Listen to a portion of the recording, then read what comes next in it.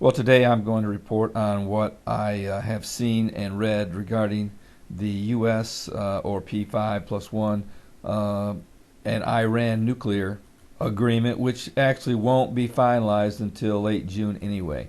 But I'm sure many of you have said, why haven't I made some type of report on the latest results? Well, I wanted to hear some of the comments from some of my readers, and also I wanted to get all the information from all the sources that I have on what they thought about the agreement and the legitimacy of it. You know, one of the things that has popped up time and time again is people are asking me if this proposal is the agreement that is to come between the Antichrist, Israel, and many. And I can say absolutely this is not the agreement the Antichrist will bring. It doesn't have any of the elements, number one. And first and foremost, the thing that pops out is that it will be a 7-year agreement. Number two, also the proposal that the Antichrist will bring will be between many, and it will include Israel. This agreement has been created despite Israel. Now, certainly the agreement that the Antichrist comes up with, I don't believe that will be something that Israel will want either. Frankly, I don't believe the agreement that the Antichrist will bring, Israel will be jumping for joy over either. It will likely be an agreement that everyone will have to make concessions on, including the Arab world.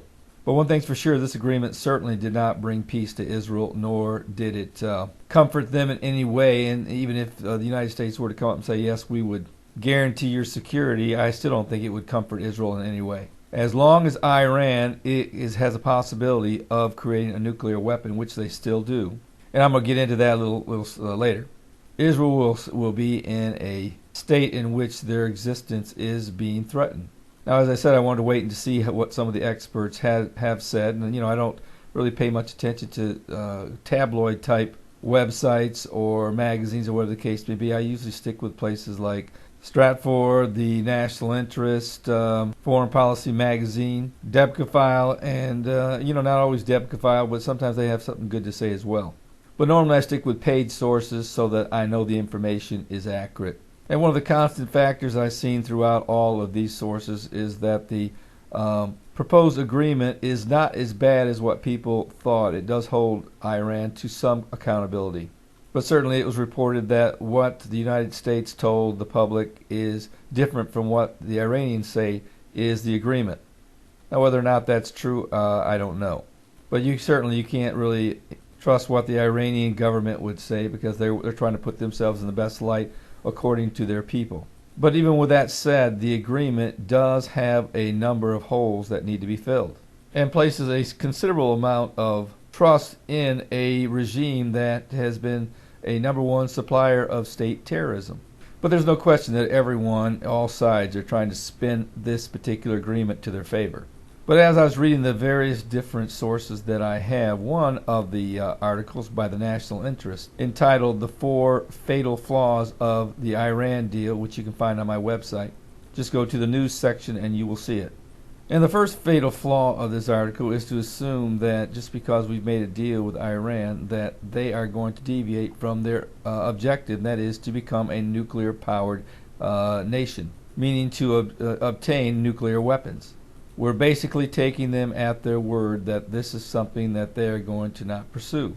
Now, here's the second fatal flaw that they believe that this agreement has presented, and that is, second, even if President Obama is correct that the agreement puts Iran 1 year away from producing enough fissile material for one nuclear weapon, it entails substantial risks. And it goes on to say the framework agreement does constrain known Iranian enrichment program, alter known plutonium production programs, prohibit reprocessing, demand significant reductions in stockpiles of low enriched uranium, and limit the development of more advanced centrifuges. Of course, Iran being 1 year away from a bomb is better than an Iran within a few hours or days or a couple of months of such a capacity. But it is not as good as being 2 or 3 years away from such a capability. Now it goes on to list the principal risk with the framework agreement. Number 1, the limitations on Iran are time-bound. 10 years in case of uranium enrichment and 15 years for plutonium. Iran will be free to expand its program as it wishes after these dates.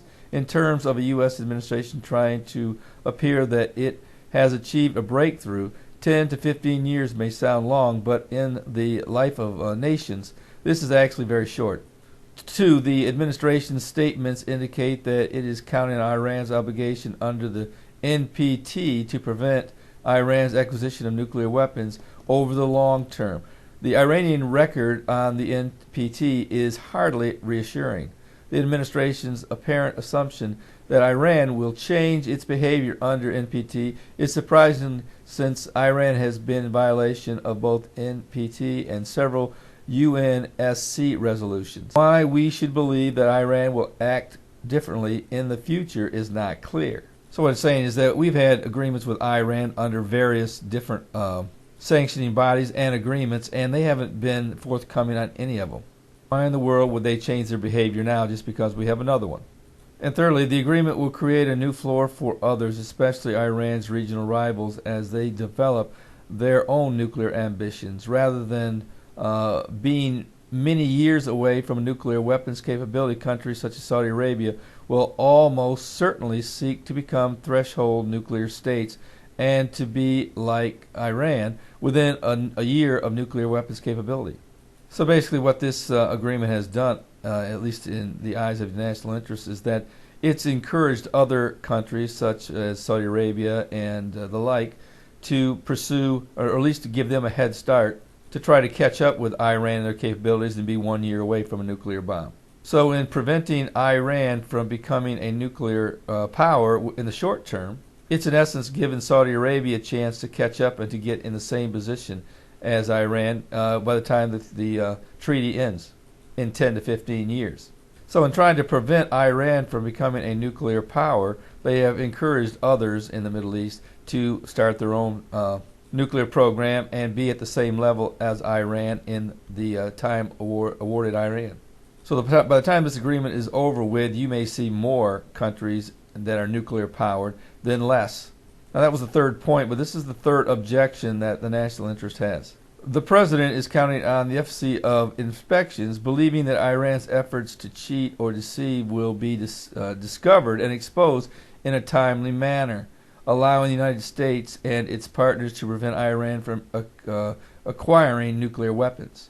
This is a tall order. The history of international inspection regimes and the record of our own intelligence agencies in this regard is mixed at best.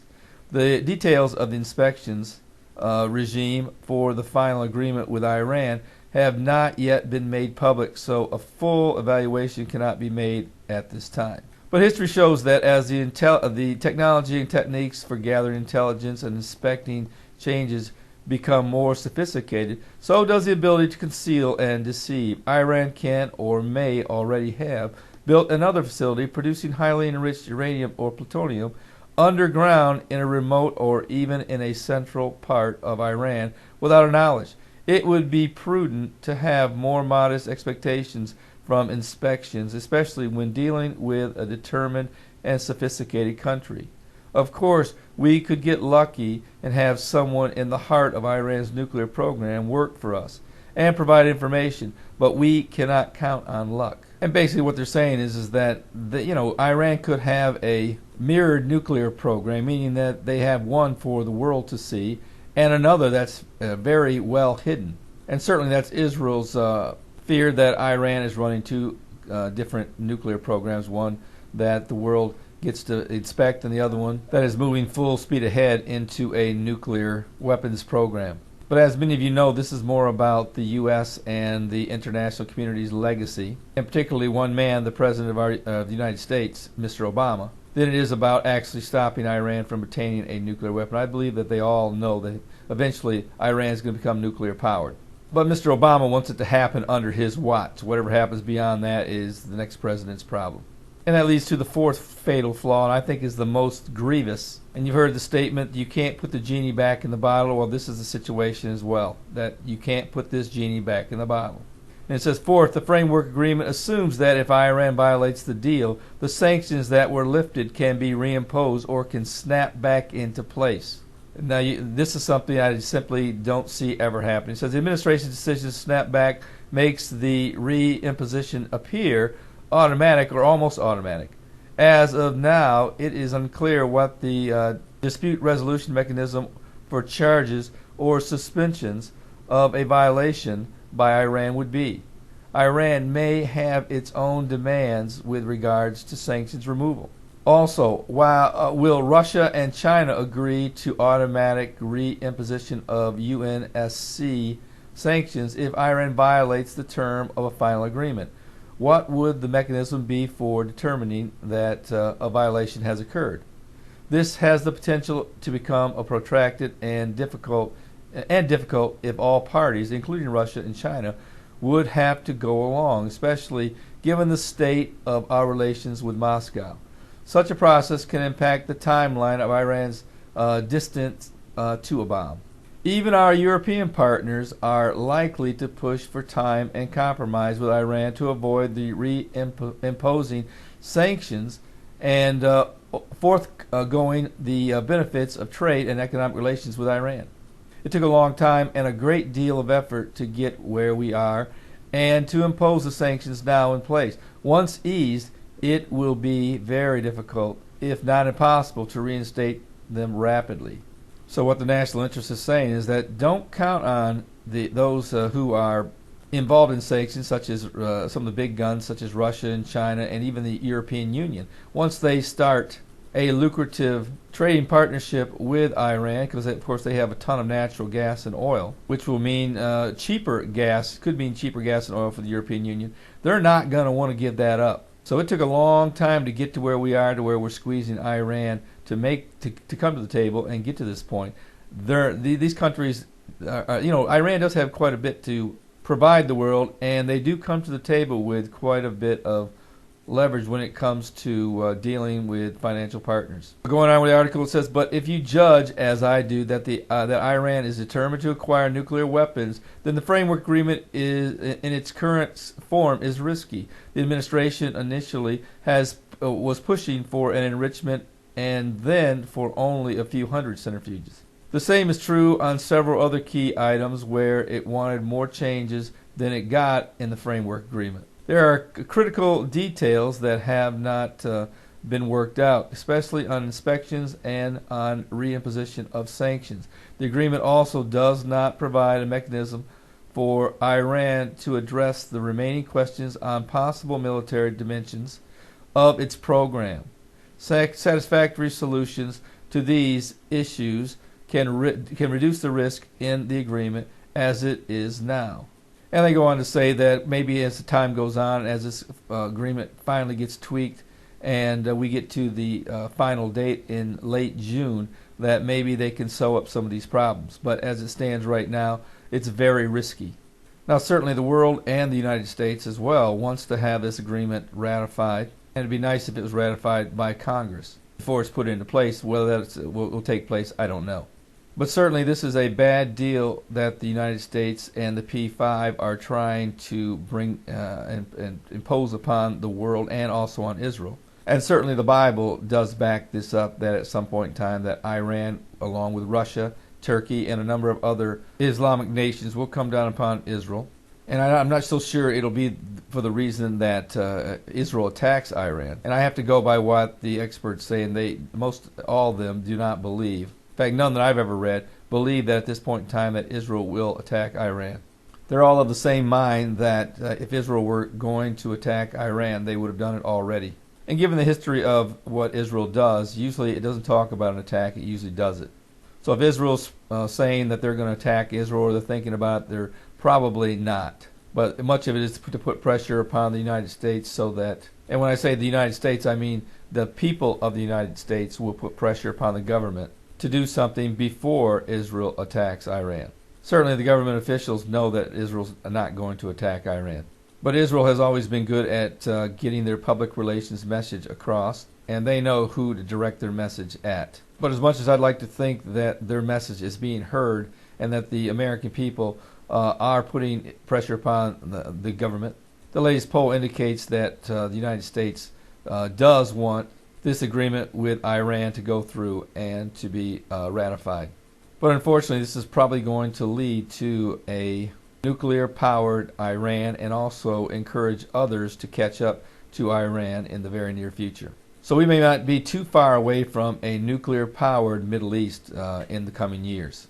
But as I stated earlier, this is not the agreement that the Antichrist will bring, but it very well could be part of or included in this agreement that will come. And I have to say that I believe that Syria and the final solution of that civil war could also be included. And we must remember that Ezekiel 38 indicates that Israel must be living in peace before Russia and Iran come down upon them in the Gog and Magog war. That is one of the prerequisites of this prophecy. So at some point in time, Israel must feel as though they are living in peace and safety, and there has to be something to bring them to that point. And certainly, this agreement is not it. But there's, at some point in time, maybe it will be. But this is what I feel is probably the most accurate analysis of this particular agreement that is going to come. I don't have any doubt that come June 30th that they will have some type of agreement on the table. Whether Israel will like it or not is highly unlikely. But as always, I always like to close with a word of salvation. That is, if you don't know the Lord as Savior, you need to come to Him today. Don't put it off. 150,000 people die every single day. The Bible says that the vast majority of them will end up in a burning hell. Don't let that happen to you. Don't worry about the rapture because you could die today. And if so, where would you spend eternity? And you Christians who have been witnessing to your lost loved ones for years, I would encourage you to get a copy of my Tribulation Period Survival Guide. I have two copies. One is a free version, which you can download off the internet, and the other is the same book, but it's in a paperback edition. This book is a roadmap how to survive the tribulation period. Whether or not you can actually survive the tribulation period, no one really knows. But it is a good book to give your lost friends and loved ones, because the first thing it tells them to do is that they need to know Jesus as Savior.